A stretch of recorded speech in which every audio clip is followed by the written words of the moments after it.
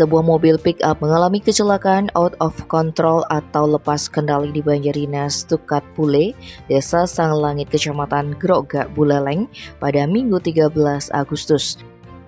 Dari informasi yang dikumpulkan, mobil itu menabrak bekas warung di lokasi kejadian. Pagar serta pelinggih yang terdapat di bekas warung itu menjadi sasaran mobil yang dikemudikan Ahmad Yanto hingga terbalik dan ringsek.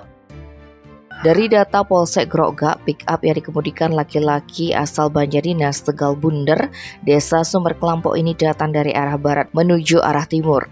Sesampainya di lokasi, tepatnya di Pura Desa Sanglangit, muncul sepeda motor dari arah utara langsung berbelok menuju arah timur.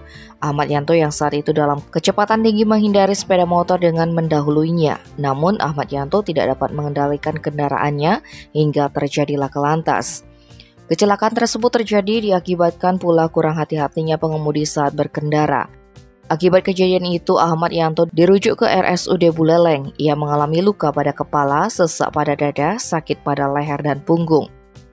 Sementara satu penumpang pick-up Mama Ria yang juga berasal dari Banjardinas Tegal Bunder, Kecamatan Grogak Buleleng mengalami luka lecet pada wajah, telapak tangan dan kaki kanan. Ia dirawat di Puskesmas Grogak 1. Beruntung tidak ada korban dengan luka serius dalam kecelakaan itu. Hanya saja kerugian yang dialami mencapai 20 juta rupiah.